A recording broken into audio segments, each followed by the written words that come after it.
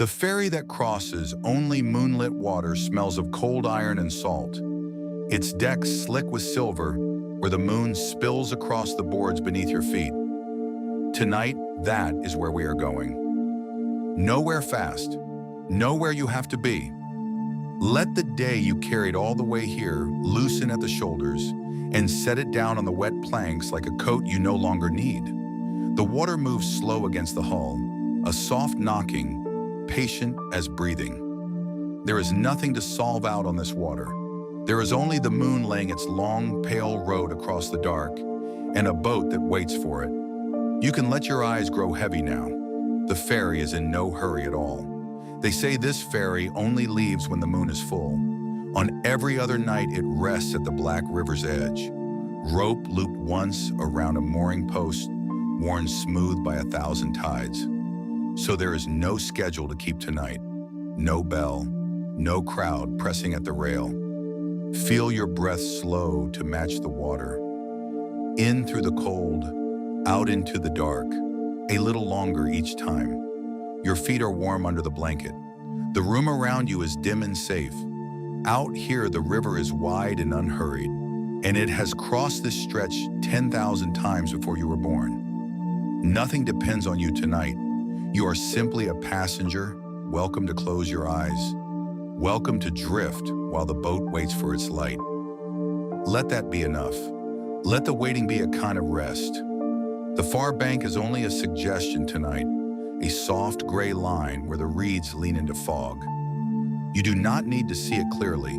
Sleep does not ask you to arrive anywhere. It only asks you to let go of the shore. So let the muscles in your jaw unclench.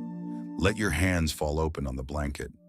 The lantern at the ferry's bow burns low and amber, a small, steady flame behind old glass, and its light rocks gently on the ripples, back and forth, back and forth.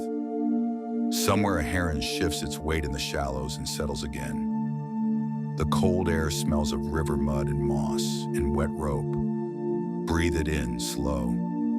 There is a whole calm night ahead of you, and none of it needs to be earned. The tide will carry the small things away while you rest. There is a ferryman, of course. He has kept this crossing longer than anyone can name. You will only ever see him from behind, a tall shape wrapped in a heavy oiled coat, one hand resting on the long pole he uses to feel the river's floor. He does not speak much.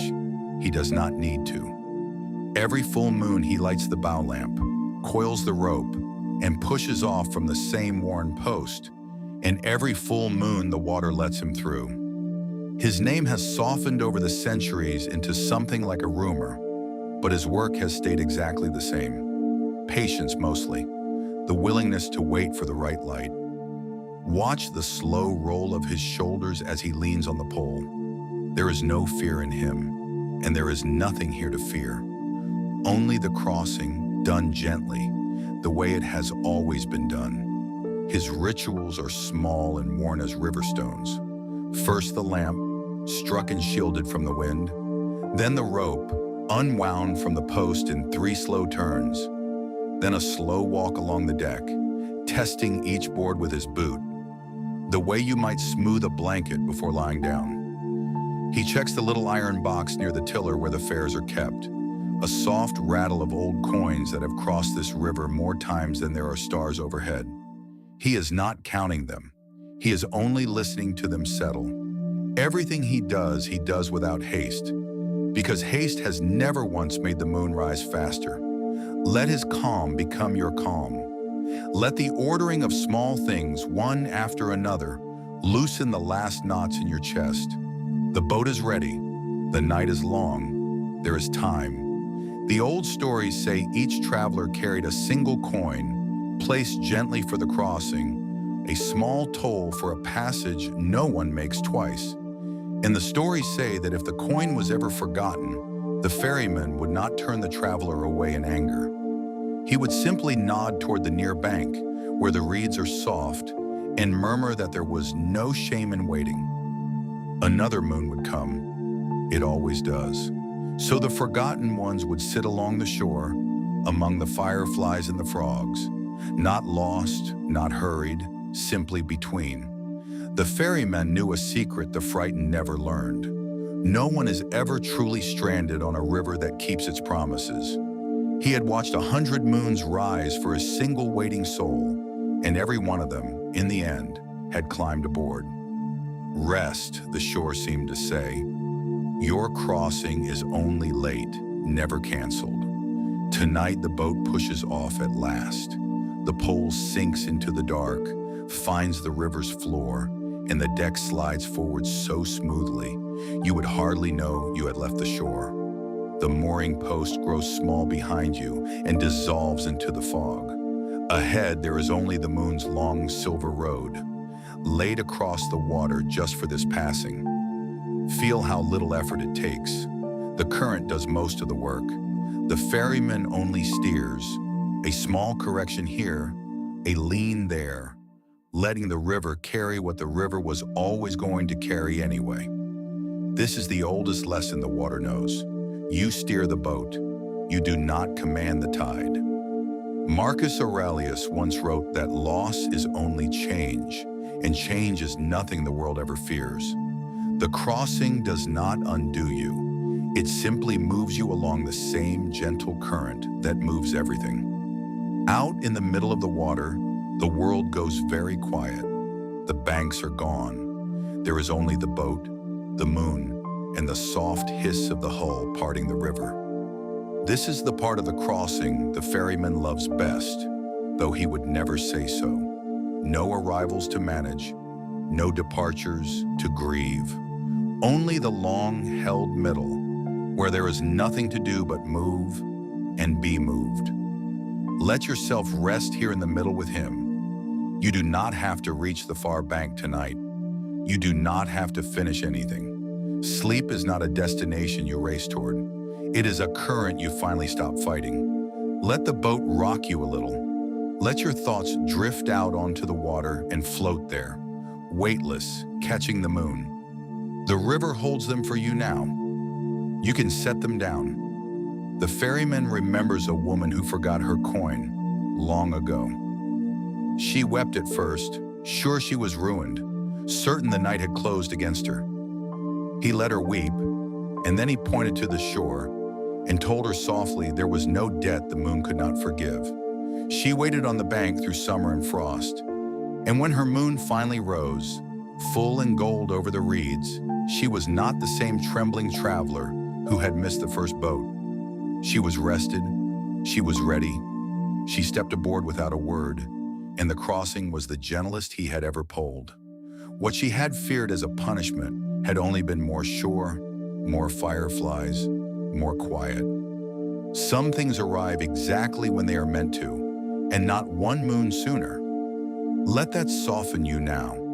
What waits for you is patient, and it is not unkind. Now the far bank begins to breathe up out of the fog, low and dark and soft. The lamp burns a little lower. The ferryman leans on his pole one last long time, and the deck eases toward the reeds without a sound. There is no shudder of arrival. There never is on a crossing done well. The night around you dims one shade deeper, the way a house does when the last lamp in the last window goes quiet. Your breathing has slowed all on its own now, longer and softer than when we began. You did not have to make that happen. The water did it for you, the way it has always done for every traveler it has carried. Let your body sink another inch into the warmth beneath you. The shore is close. There is nothing left to steer. You can let the boat find its own way in. The ferryman loops his rope once more around a post on the far side. The same 3 slow turns, the same worn wood. His work tonight is nearly done. He douses no lamp in anger and hurries no soul along. He simply waits, as he has always waited, for the ones who are ready and the ones who are not quite. Both are welcome. Both will cross in time. This is the quiet certainty he carries under his heavy coat, the thing that has kept his hands steady across 1,000 full moons. Nothing is truly lost on this river. It is only somewhere along the way. Let that be the last thought you hold before you let go of thinking altogether. You are not late. You are not behind.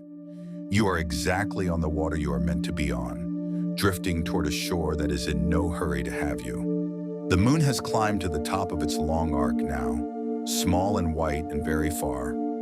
Soon it will begin its slow slide down toward the trees, and the silver road across the water will fade, and the ferry will settle in for another month of resting at the post. That is how it goes. The light comes, the crossing is made, the light withdraws, and the boat waits again without complaint. There is no loss in it, only the turning, only the same gentle wheel that carries the tide out and brings it faithfully back. You are part of that turning too, breathing slow beneath your blanket, drifting toward morning the way the river drifts toward the sea. Let the moon set behind your closed eyes. Let the deck grow still. Everything that leaves on this water comes around again, in its own good and unhurried time. So here is what the old ferry has known all along. Patient in the dark all these 100-moon years. The crossing was never a punishment, and the shore was never a prison. The forgotten ones were only early, and the moon never once broke its word. No one is ever truly stranded on a river that keeps coming back. Hold that softly. Let it dissolve now, the way the wake behind the boat dissolves back into flat black water, leaving no mark, no trouble, nothing to hold.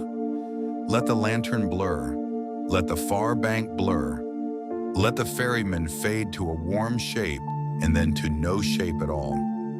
You do not have to follow the story any further. It will carry itself the rest of the way. There is nothing left for you to do but breathe and drift and let the silver water close gently over the long day behind you. The lamp is out now. The rope is tied. The harbor holds. Sleep well.